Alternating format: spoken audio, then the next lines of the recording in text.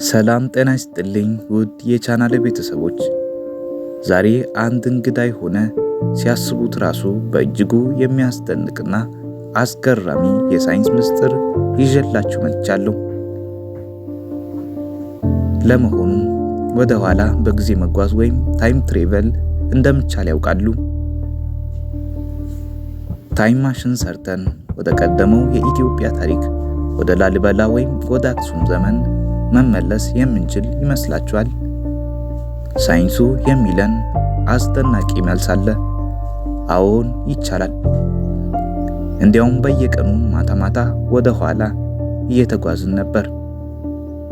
ዛሬ ማታ ወደ ሰማይ ቀና ብለው ከዋክብትን ሲያዩ እያዩ ያሉት አሁን ያለውን ኮከብ ሳይሆን የዛሬ በመቶና በሺህ ዓመት የነበረውን ታሪክ ነው። ይሄ እንዴት ሊሆንስ ቻለ? በረከት ደሳሌ ነኝ። እስከ መጨረሻው አብራችሁን ቆዩ።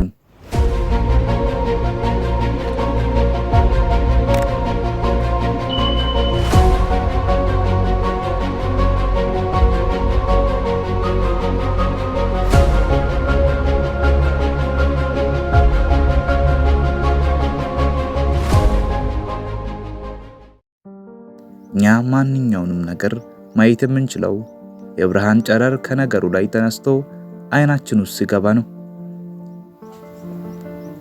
ብርሃን በአጽናፈ ዓለም ውስጥ ወይም በዩኒቨርስ ውስጥ ካሉ ነገሮች ሁሉ ፈጣን ተጓዥ ነው። በሰከንድ 300,000 ኪሎ ሜትርን ይጓዛል። አስቡት፣ በአንድ ሰኮንድ ብቻ መላውን መሬት 7 ጊዜ መኖር ይችላል ማለት ነው። ነገር ግን ጠፈር ወይም ስፔስ በጣም እጅግ በጣም ሰፊ ነው። ከመጠን በላይ ሰፊ ከመሆኑ የተነሳ ብርሃን እንኳን ከአንዱ ቦታ ወደ ሌላው ቦታ ለመድረስ ጊዜ ይፈጅበታል። ለዚህ ትልቅ ማረጋገጫ የሚሆንልን የገዛ ፀሐያችንን ውሰድ። ፀሐይ ከምድር በግምት 150 ሚሊዮን ኪሎ ሜትርን ትርቃለች። ይህንን ረጅም መንገድ ለመጓዝ የፀሐይ ብርሃን 8 ደቂቃ ከ20 ሰከንድ ይፈጅበታል። ይህ ማለት ምን መሰላችሁ? አሁን ወደ ውጭ ወጥታችሁ ፀሐይን ብታዩ እያያችሁ ያላችሁት አሁን ያለችውን ፀሐይ ሳይሆን የዛሬ 8 ደቂቃ የነበረችውን ፀሐይ ነው። አሁን ባለንበት ሰከንድ ፀሐይ ድንገት ብትጠፋ ወይም ብትፈነዳ ምድር ላይ ያለን ሰዎች ለሚቀጥሉት 8 ደቂቃዎች ምንም አናውቅም። የብርሃን ጨረሩ እኛ ጋር እስኪደርስ ድረስ በሰላም መሞቃችንን እንቀጥላለን። እኛ የምናየው የፀሐይን ያለፈ ታሪክ ብቻ ነው። አሁን ደግሞ ከፀሐይ ወጥተን ራቅ ወዳሉ ከዋክብት እንሂድ። ማታ ሰማዩ ጥሩ በሆነበት ቦታ ሆናችሁ ቀና ስትሉ በሺዎች የሚቆጠሩ ከዋክብትን ታያላችሁ። አብዛኛዎቹ ከዋክብት በመቶዎችና በሺዎች የሚቆጠሩ የብርሃን ዓመት ወይም ላይት ይርስን ይርቃሉ። የብርሃን ዓመት ማለት በአንድ ሙሉ ዓመት ውስጥ የሚጓዘው ርቀት ነው። ለምሳሌ ማታ ሰማይ ላይ ደምቃ የምትታየውን ሪጌል የምትባለውን ኮከብ ብንመለከት እሷ ከምድራችን 860 የብርሃን ዓመታትን ትርቃለች። ትርጉሙ አሁን አይናችን ወደ ውስጥ እየገባ ያለው የዚያች የኮከቧ ብርሃን ከኮከቧ ላይ ተነስቶ ጉዞ የጀመረው የዛሬ 860 ዓመት ገደማ ነው።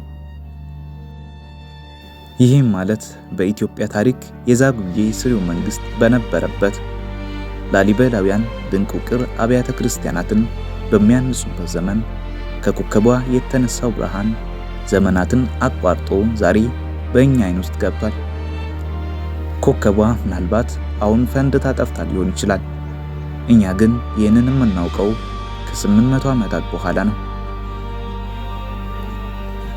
ቴሌስኮፖች ማለት ለሳይንቲስቶች የጠፈር ታይም ማሽን ወይም ወደ ኋላ መመልከቻ መስኮቶች ናቸው።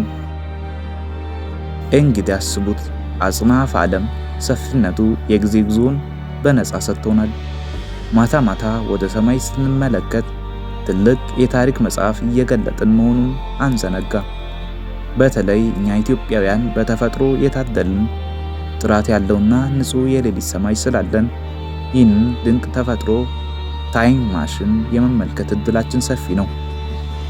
በሰሜን ተራሮቻችን፣ በገጠራማው ክፍሎቻችን የምናየው ሰማይ የዓለም ሳይንቲስቶች የሚቀኑበት ነው። ታዲያ ሳይንቲስቶች ይህን የተፈጥሮ ሕግ ተጠቅመው ምን እየሰሩበት ነው? በአሁኑ ሰዓት በጠፈር ላይ የሚገኘውና የሰው ልጅ ከሰራቸው እጅግ ዘመናዊ የሆኑት የጄምስ ዌብ ቴሌስኮፕ ዋነኛ ስራው ይኸው የጊዜ ጉዞ ነው። ይህ ቴሌስኮፕ ወደ ጥልቅ ጠፈር በተመለከተ ቁጥር ከቢሊዮን ዓመታት በፊት የተፈጠሩ የመጀመሪያዎቹን ጋላክሲዎችን ብርሃን እየሰበሰበ ነው። ሳይንቲስቶች አጽናፈ ዓለም በተፈጠረበት በመጀመሪያዎቹ ሳምንታትና ዓመታት ምን ይመስል እንደነበር ፎቶ እያነሱ እያዩት ነው። አስቡት፣ የዛሬ 13 ቢሊዮን ዓመት የሆነን ነገር ዛሬ ላይ ቁጭ ብለው በፎቶ ማየት።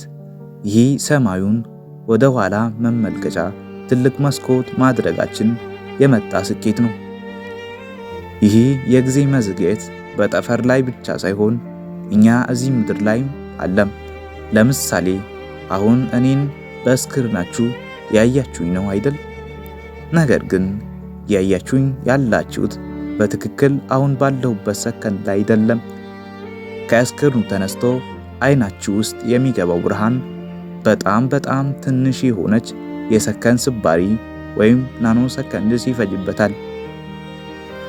በመካከላችን ያለው ርቀት ትንሽ ስለሆነ ልዩነቱ አይታወቀንም እንጂ እርስ በርሳችን እንኳን የምናየው የጥቂት ናኖ ሰከንድ ያለፈ ታሪካችንን ነው። ስለዚህ ሁላችንም የምንኖረው በራሳችን የቀድሞ ታሪክ ነው። ይህ የኮስሚክ የጊዜ ጉዞና የከዋክብት ሳይንስ ለኛ ለኢትዮጵያውያን ምን ይጠቅመናል የሚል ጥያቄ ሊመጣ ይችላል። ዛሬ ላይ በሀገራችን የኢትዮጵያ የጠፈር ሳይንስ እና ጂኦስፓሻል ኢንስቲትዩት ውስጥ ያሉ ወጣት ሳይንቲስቶቻችን ከኢንጦጦ ኦብዘርቫቶሪ ሆነው ይህንን ሳይንስ እያጠኑ ነው። ሰማዩን ማጥናት ሰፊ አስተሳሰብን ይሰጠናል።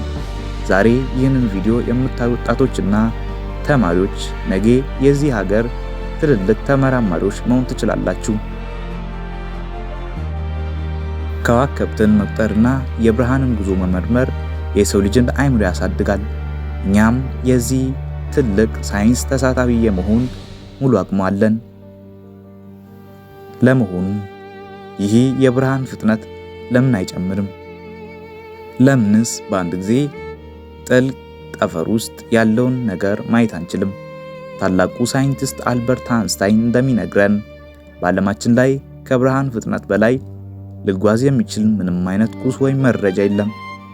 እሱ የአጽናፈ ዓለማችን የፍጥነት ገደብ ወይም አልቲሜት ስፒድ ሊሚት ነው። ይህ ማለት ግን ተፈጥሮ አንድ ትልቅ ስጦታ ሰጥተናለች ማለት ነው። ብርሃን ወዲያውኑ ፍንጥቅ ብሎ እኛ ጋር ቢደርስ ኖሮ አጽናፈ ዓለም እንዴት እንደተፈጠረችና እንዳሁኑ ጋላክሲዎች እንደሰራች ወደ ኋላ ሄደን ለማየት አንችልም ነበር። ብርሃን ቀስ እያለ ስለሚጓዝ ነው እኛ ዛሬ ላይ ሆነን የዓለምን መጀመሪያ መመልከት የቻልነው። ተፈጥሮ የራሷ የሆነ የቪዲዮ ሪከርድ አላት፣ እሱም የብርሃን ጨረር ነው። ይህንን ሁሉ ስናስብ አንድ ትልቅ ነገር ወደ አእምሯችን ይመጣል። የሰው ልጅ በዚች ምድር ላይ የኖረው ታሪክ ከጠፈር ሰፊ ዘመን ጉዞ ጋር ሲነጻጸር በጣም ትንሽ ነው። ብርሃን በቢሊዮን የሚቆጠሩ ዓመታትን አቋርጦ እኛ ጋር ሲደርስ እኛ ምድር ላይ ያለን ሰዎች ግን የምንኖረው ለጥቂት አስርተ ዓመታት ብቻ ነው። ስለዚህ ማታ ማታ ወደ ሰማይ ቀና ብለን ስንመለከት የምናየው የከዋክብት ውበት ብቻ አይደለም፣ የምናየው የጊዜን ታላቅነትና የእኛን ታሪክ ነው። ይህ ዕውቀት እርስ በእርሳችን እንድንዋደድ ሀገራችንንም እንድንጠብቅና አእምሯችንን በትልቅ ነገር ላይ እንድናሰራ ያደርገናል። በትንሽ ነገር ላይ ከመጨቃጨቅ ይልቅ አእምሯችንን ወደዚህ ሰፊ ምስጢር ብንመልሰውስ ምን ይመስላችኋል?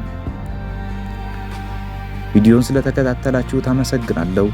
ቪዲዮ ካስተማራችሁ ላይክ በማድረግ ሐሳብ ካላችሁ ኮሜንት ላይ በመጻፍ ቻናልን ሰብስክራይብ በማድረግ አበረታቱኝ። በቀጣይ ቪዲዮ እስክንገናኝ ሰላም ሁኑ።